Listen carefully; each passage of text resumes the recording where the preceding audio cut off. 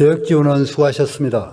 마지막으로 광주 북구 갑 출신의 더불어민주당 정진우 의원 나오셔서 질문해 주시기 바랍니다.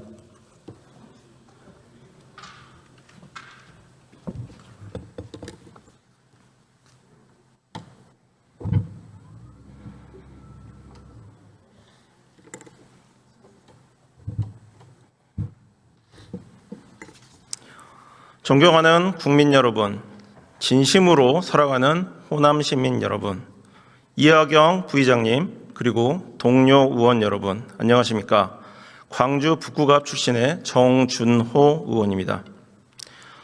이재명 대통령은 5국 3특 국토 균형 발전 전략을 공약했고, 이를 당선 이후에도 중요한 국정 과제로 추진하고 있습니다. 국토 균형 발전은 인구 소멸 위기와 소득 격차, 주택 문제를 극복하고 지속 가능한 경제 성장을 위해 꼭 달성해야 하는 국가적 과제입니다. 이재명 정부의 성공을 위해, 그리고 호남의 비약적인 발전을 위해 광주 전남이 가장 빠르게 움직였습니다. 전남 광주 특별시 설치 법안을 수기와 협의 끝에 발의했고 지난주 상정했습니다. 저는 행정통합법안의 최초 발의자로서 무한한 책임감을 느낍니다. 전남 광주특별시는 반드시 성공해야 합니다.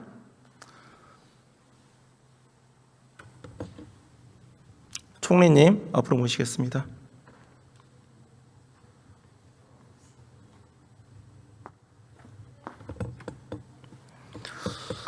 오후 내내 서 계셨는데 괜찮으십니까? 네.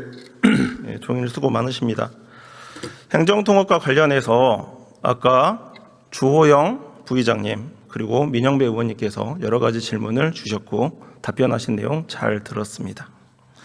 특례조항에 대해서는 민영배 의원님께서 여러 가지 질문을 해주셨기 때문에 생략하도록 하겠습니다. 지난 1월 공언하신 대로 매년 5조, 4년간 20조 원이 지원되는 거 맞죠? 네. 공청회를 제가 다녀보니까 가장 많이 들었던 질문 중에 하나가 구체적으로 이 20조가 어떤 부분에서 얼마가 지원되느냐, 이렇게 구두 발표 외에 불가역적으로 진행되는 부분이 어떤 부분이냐, 이런 부분에 대한 질의가 굉장히 많았습니다. 재정 TF가 현재 운영이 되고 있는데 관련된 내용이 지금 국민들께 상세하게 공유되지는 않다 보니 관련된 내용에 관한 질문이 굉장히 많습니다. 총리님께서는 많은 정보를 보고를 받으시고 논의 과정에 참여를 하고 계실 테니 20조 어떤 형식으로 어떻게 불가역적인 부분이 확정이 되어 있는지 이 기회에 국민들께 설명해 주십시오. 첫째는 연간 최대 5조입니다. 실제로 일각에서는 과연 그 5조를 다 쓸 수 있나? 지금까지 보면 사실은 지방자치 단체, 광역 또는 지방정부에서 그렇게 재량으로 쓸 수 있는 사업 비용이 그에 훨씬 적지 않습니까? 그래서 첫째는 최대 5조이다. 물론 그것을 운영하는 데 있어서는 이러한 경우에는 적절치 않다라는 가이드라인이 아마 제공될 것으로 합니다. 두 번째로는 포괄적으로는 통합교부금 또는 지원 또는 통합교부세 이렇게 현재 설정하고 있습니다. 근데 실제로 그 구체적인 구성에 있어서는 현재 있는 재원을 어떻게 배분할 것인가 등등에 있어서 여러 가지 시뮬레이션을 하고 있어서 게다가 아까도 말씀드렸지만 한 군데가 될지 두 군데가 세 군데가 될지 그리고 제가 그 시뮬레이션을 한 것을 보니까 그 구성이 각각의 세 군데의 통합 그러니까 광역정부의 인구라든가 이런 것 때문에 조금 구성이 달라질 경우가 있겠더라고요. 그래서 제가 여기서 자세히 설명드리기는 어렵습니다만은 그런 것들을 충분히 시뮬레이션 하고 있다. 분명한 것은 이 액수에 대한 결정은 대통령께서 재정당국과 함께 머리를 맞대고 실제 가능한 최대한을 담보한다는 전제하에 한 것이다 라는 말씀을 드리겠습니다. 요약하면 그리고 이것에 대해서 보다 구체적인 구성 내용에 대해서는 말씀드린 대로 이제 특별법이 통과돼서 몇 군데가 되는가가 좀 명료해진 후에 저희들이 차차 말씀드릴 수 있을 것 같습니다. 통합되는 지역이 많으면 많을수록 그만큼 복잡해질 수밖에 없다. 정부 입장에서는 그렇기 때문에 단정적으로 말씀드리기 어렵다. 이런 취지신가요? 사실 세 군데 이상을 넘어가면 굉장히 부담스러운 것이죠. 재정적 부담이라는 게 처음에는 한 지역 정도를 생각했기 때문에 그렇기 때문에 그러면서도 두 군데 세 군데로 지금 늘어날 가능성을 놓고 계속 시뮬레이션과 이제 계산을 하고 있습니다. 그렇지만 아까도 누차 말씀드렸듯이 원칙적으로 이것은 약속을 지켜야 한다는 전제 하에서 그 계산을 하고 있고요. 다만 그 구성에 대해서는 이렇게 몇 퍼센트다라고 한 지역의 예를 딱 일괄해서 하기가 조금 수치의 차이도 있고 해서 하여간 그렇게 다양한 시뮬레이션을 하고 있다라고만 말씀드리겠습니다. 오늘 오전 강기정 시장께서 본인의 SNS에 총리께서 공개적으로 말씀하신 매년 5조 원, 4년간 20조 원조차 법에 명시하지 못하겠다라고 하는데 이건 정말 심각한 문제다. 구속력 없는 말 잔치로는 통합특별시의 밑그림을 그릴 수 없다라고 글을 올렸는데 혹시 보셨습니까? 저는 보지는 못했는데요. 만약 그렇게 쓰셨다면은 그것은 꼭 그렇게 맞다고 보지는 않습니다. 이재명 정부는 제시한 또는 약속한 공약을 철저하게 지킬 것이고 더구나 이 부분은 저희들이 확고하게 국민에게 약속한 것 아니겠습니까? 그래서 그 내용에 있어서 총액 부분은 제시한 대로 지킬 것입니다. 그리고 많은 분들이 질의를 해주시는 내용 중에 하나가 왜 4년간 20조냐, 5년간 25조라도 약속할 수 있는 거 아니냐 이렇게 물어보시는 분들이 많습니다. 실제로는 우리 정부 임기 5년, 그 다음에 만약에 통합 선거가 시행된다면 올 7월 1일부터 통합 광역 지방 정부는 이제 작동하게 되는 것 아니겠습니까? 그 이후에 지원을 하게 되는 것을 계산하면 이제 사실 남아있는 기간은 우리 정부 내에서 저희가 약속하고 실행을 담보할 수 있는 기간은 4년이 되는 거겠죠. 그래서 5년을 안 한 것이고요. 그 이후에 문제에 대한 질문을 따로 주시면 따로 답변 드리겠습니다. 실제로 검토된 적은 있었습니까? 5년 또는 6년 이렇게 연속적으로 한번 발표를 해보자. 그 논의까지는 제가 듣지는 못했습니다. 저는 일정하게 윤곽이 잡힌 후에 대략 이러이러한 구성으로 지금 생각하고 있다는 것까지는 제가 실제로 저도 보고를 받았습니다만은 그 과정에서 실무적으로 5년 6년 이렇게까지 논의됐는지는 모르겠습니다만은 제가 추정컨대는 아마 이것은 우리 정부 임기 내에 책임질 수 있는 기간 또 한편으로는 그렇게 함으로써 일정하게 광역지방정부, 통합정부가 재정뿐만 아니라 저희가 지금 산업의 이전이라든가 여러 가지가 동시에 제시되고 있지 않습니까?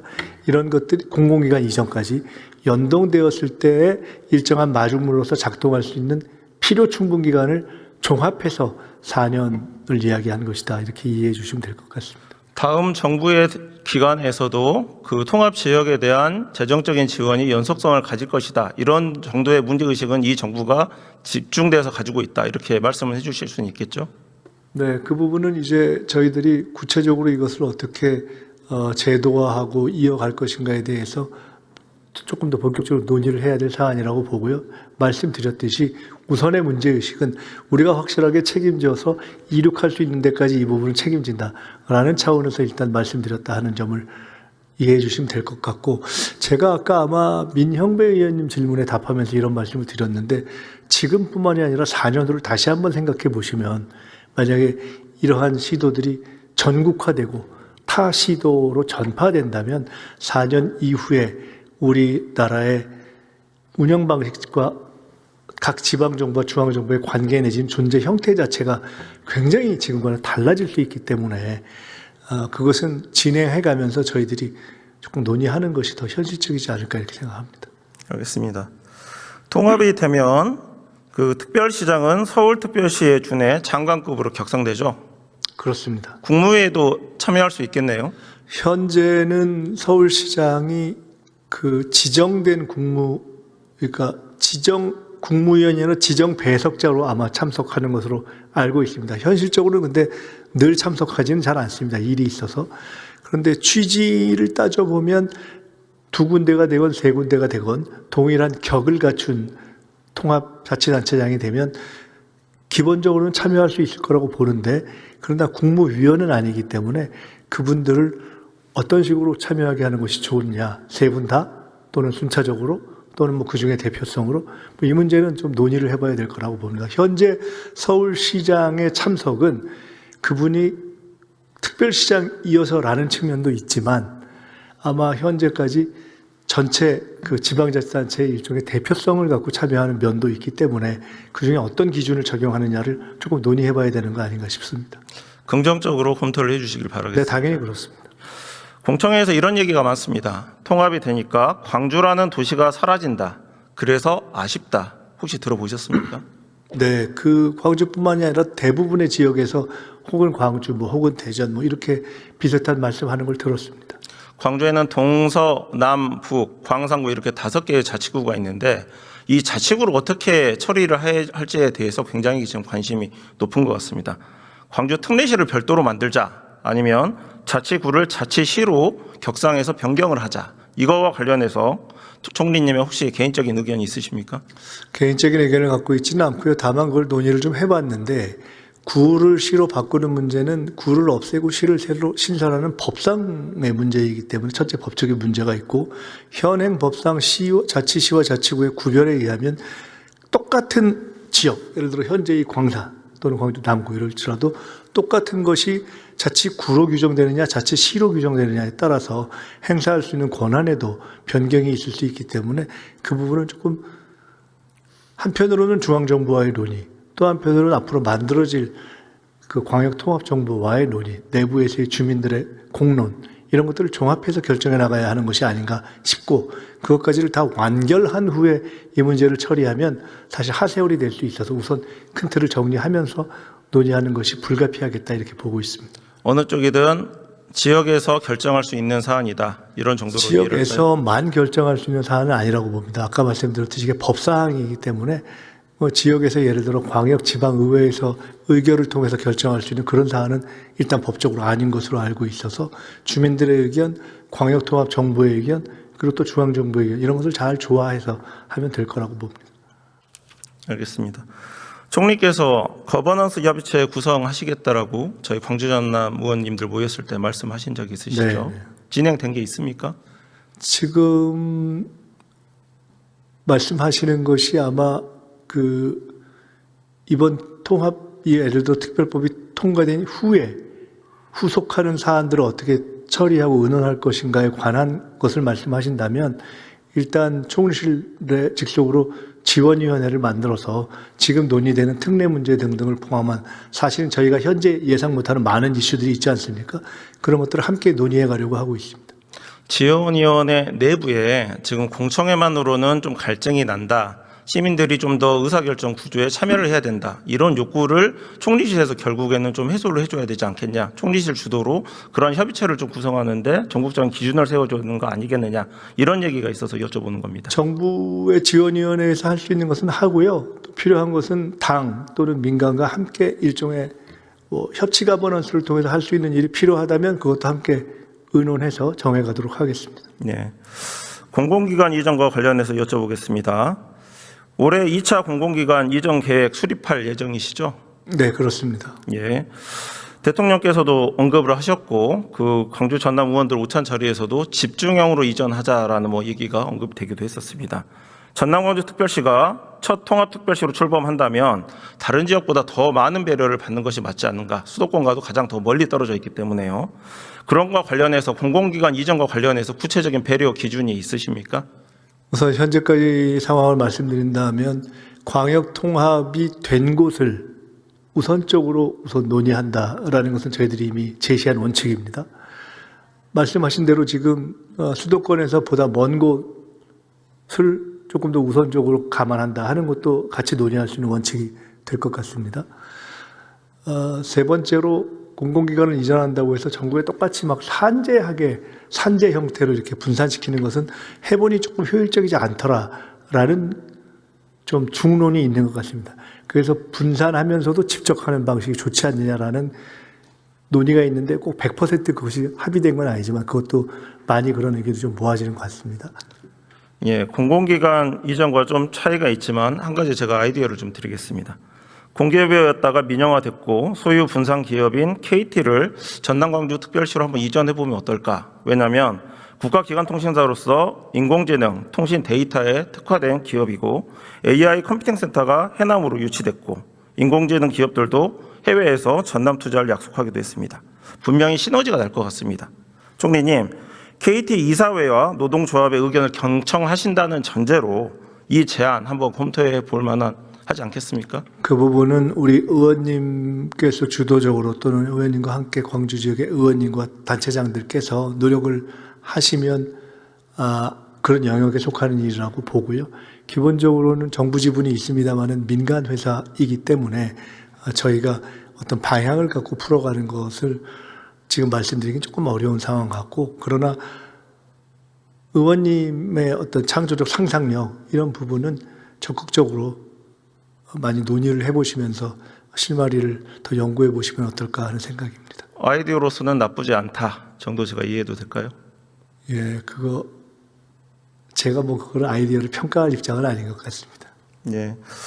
아까 민영 배우님께서는 국토 남부권 개발청 같은 말씀을 좀 하셨는데 저 같은 경우에는 더 많은 기업들이 그 광주 전남에 투자할 수 있도록 권역별 산업은행 같은 형태의 서남권 산업투자청을 좀 설치를 하자 이런 법안을 발의했었는데 이런 비슷한 모델도 좀 수립할 수 있도록 정부에서도 좀 고민을 해주시기를 부탁드리겠습니다. 제가 사실은 부산에서 논의하고 있는 동남권 투자은행 그 아이디어를 처음에 낸 사람 중에 하나입니다.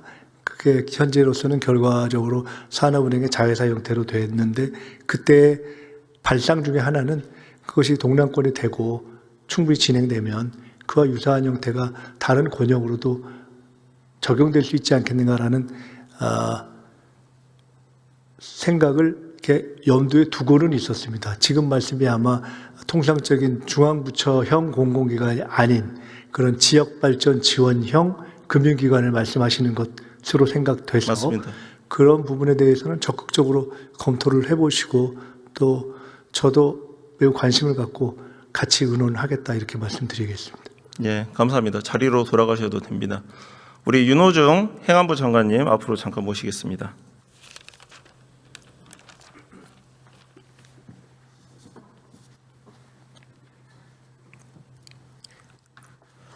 네.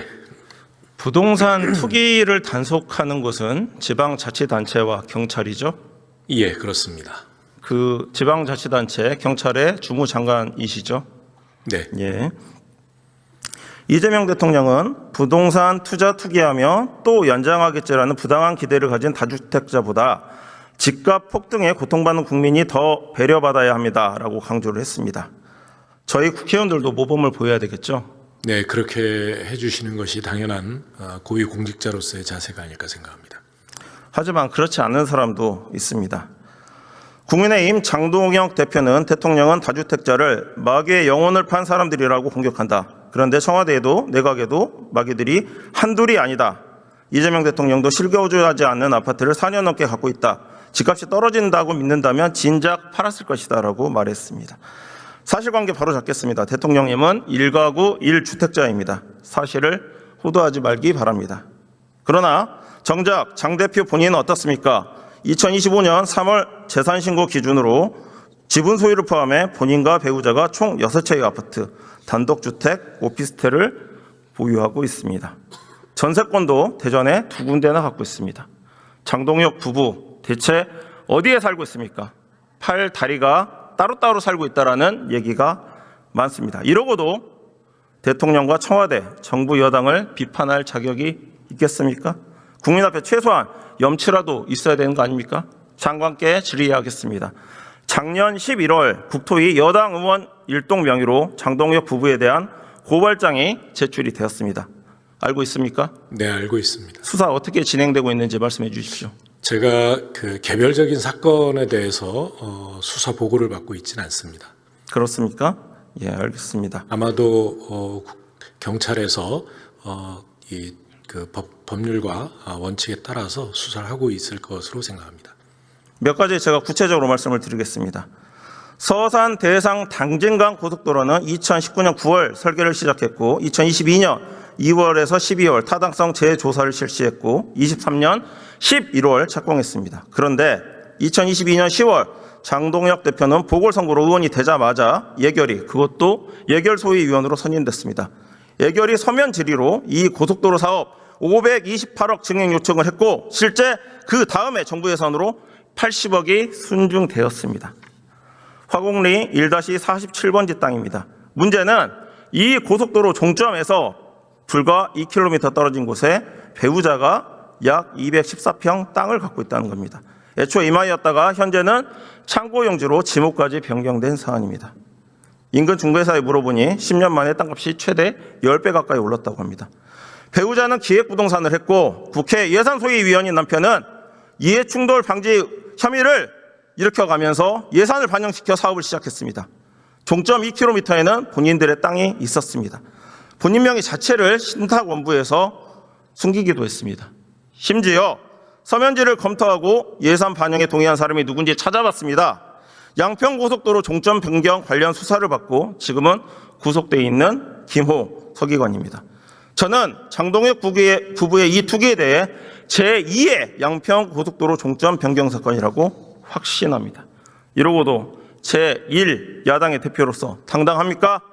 이러고도 부동산을 갖고 정부 여당을 비난할 수 있습니까? 제발 염치를 차리시기 바랍니다. 이뿐만이 아닙니다. 화곡리 36-77, 36-76번지 임야 땅도 문제입니다.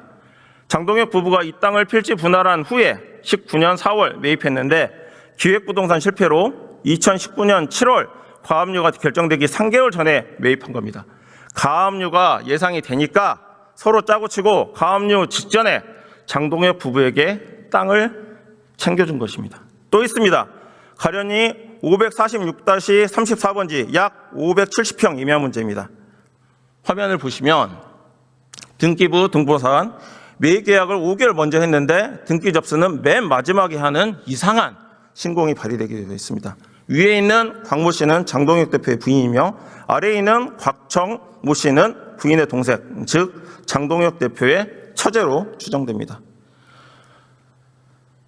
자전거래, 차명거래, 전형적인 가족 투기꾼의 모습입니다. 장관님, 부동산 감독원 설립 곧 예정돼 있죠? 네. 당연히 이 부분 문제가 되겠죠?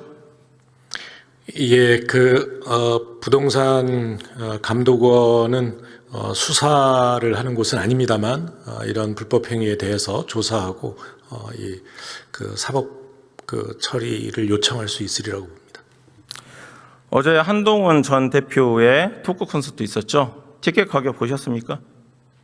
예, 들어서 알고 있습니다. R석이 79,000원, S석이 69,000원이었습니다. 토크 콘서트 제가 가봤을 때는 10,000원 또는 15,000원 정도였습니다. 차이가 많이 나죠? 정치자금법 위반 소지가 크다라고 합니다. 관련해서 엄밀하게 검토해서 선거법 적용해야 되지 않겠습니까? 정치자금법 위반 여부 확인해야 되지 않겠습니까? 네, 지금 말씀해 주신 이 고위공직자 또 지도적 정치인들의 이 불법 행위에 대해서는 지위 고하를 막론하고 선거법 위반, 정치자금법 위반 또는 부동산 실명거래법 위반 등등 부적절한 행위에 대해서는 적절한 수사가 있어야 된다고 봅니다. 감사합니다. 자리에 들어가셔도 됩니다. 예.